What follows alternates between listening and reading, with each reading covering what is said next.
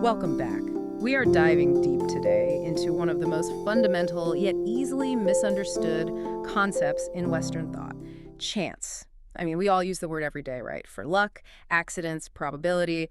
But for the great thinkers, it was this profound metaphysical problem. So our mission is to pull out the core arguments from Mortimer Adler's foundational essay on chance, from his huge work, the Syntopicon, and really figure out why this idea has been a pivot point for, well, for everything. Order, purpose, freedom. That context really is everything. When you look at Adler's project, it's this map of the 102 greatest ideas shaping Western thought. It's a guide to what he called the Great Conversation. And chance made the list. It made the list. And not just that, it's right there at the beginning with ideas like truth, cause, eternity. That tells you this isn't some marginal concept. It's a primary lens for viewing reality itself. And to make sure this analysis is as sharp and focused as possible for you, you are experiencing a unique two-host AI conversation powered by Google's Notebook LM for a deeper, more dynamic analysis of the essay. It's a perfect tool for this, because the stakes here are incredibly high. The way a thinker defines or even dismisses chance, it dictates their whole worldview. Absolutely. If you accept true randomness, you completely undermine strict determinism. But if you deny it, then you have to explain every single accident. So let's unpack how this essay frames that exact tension. Okay, let's start at the foundation, the definition itself.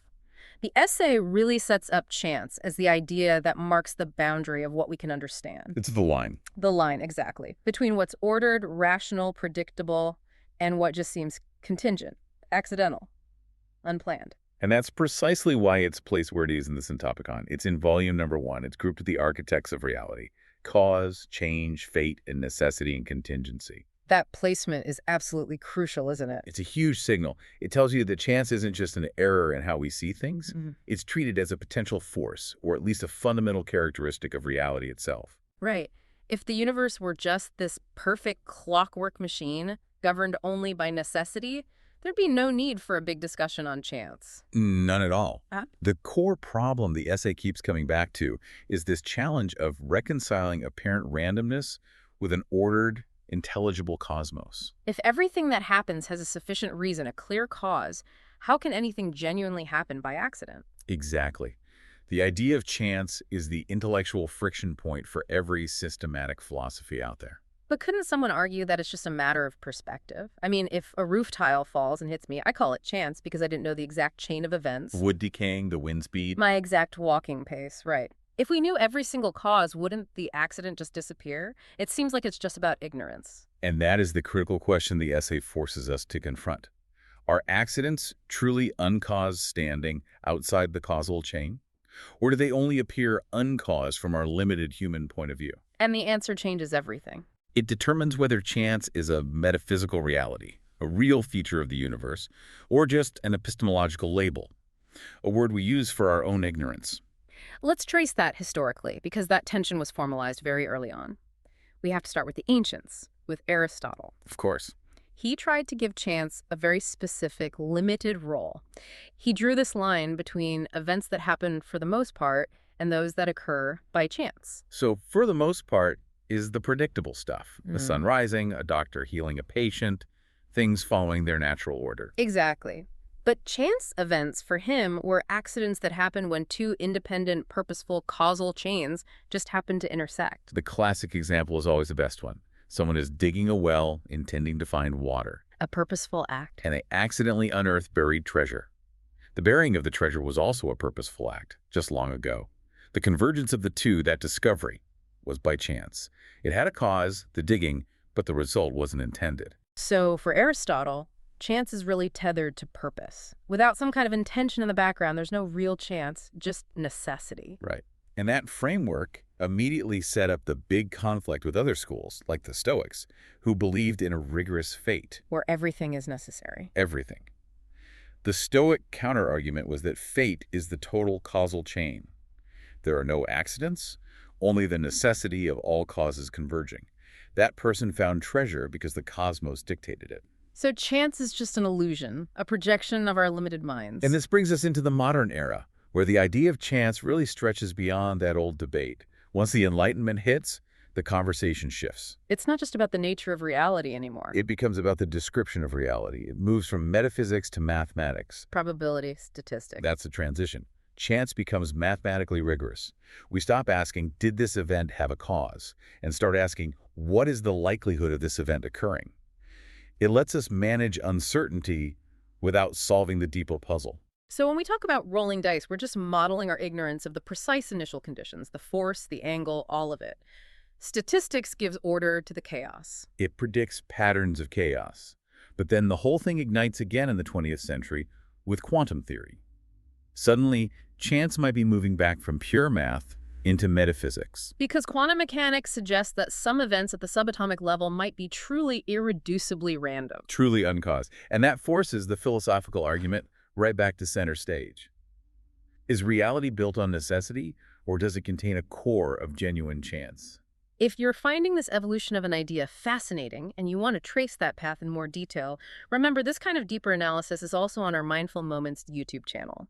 We offer AI essay analysis, summaries, and critiques there, all designed to inspire reflection and rational thought. Let's connect this back to what Adler called the great conversation. The real power of the Syntopicon is seeing how these ideas are all intertwined. So how does the definition of chance actually impact our bigger human concerns?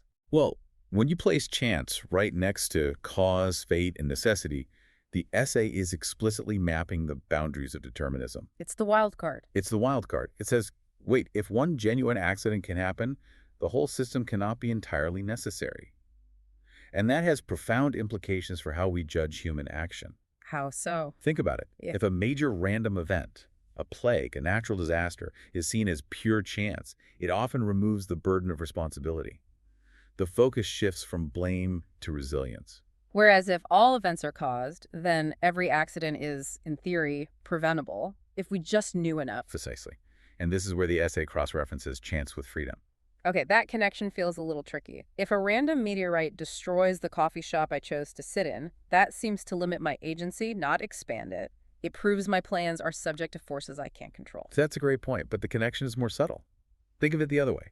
If every action you take is strictly caused by prior events, your biology, your environment, if no true chance exists anywhere in that system, then my choices are just another link in the chain. and true moral freedom is an illusion. But if genuine, irreducible chance exists in the universe, it at least opens the possibility for human agency to be real, to be a form of self-causation that isn't just determined by the past. So chance, paradoxically, might be a prerequisite for freedom. It breaks the rigid chain of necessity. It could be. But then, as the essay points out, you run right into the issue of providence, divine governance. Right. If there's a divine plan, what is chance? If God ordains everything, then chance must be an illusion again, just the name we give to God's hidden causes. But if true, uncaused chance exists, it challenges the completeness of that divine plan. It suggests there are real contingencies within creation, and that tension has fueled centuries of debate. So really, the way you define chance defines everything else. It's the ultimate litmus test. The central insight of the essay is this: define chance.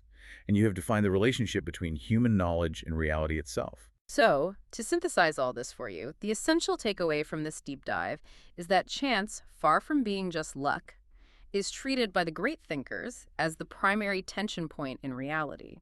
It's the necessary dividing line intellectually and often morally between rigid fate and order on one side. And human freedom and inexplicable accident on the other. It's the concept that keeps the entire system from becoming perfectly closed and predictable. And that leaves us with a final provocative thought. Considering that modern physics seems to point toward genuine, objective randomness, does our use of mathematical probability truly capture that ancient philosophical mystery, the mystery of a genuinely uncaused event? Or is it still just a highly refined description of our own ignorance? Are we just getting better and better at calculating the odds on the universe's dice roll without ever knowing if the roll itself is truly random? That is certainly something for you to mull over. An excellent thought to end on. If you want to dive even deeper into this material, click the link on screen for the in-depth essay summary. Subscribe, share, purchase via link, and always, always think rationally.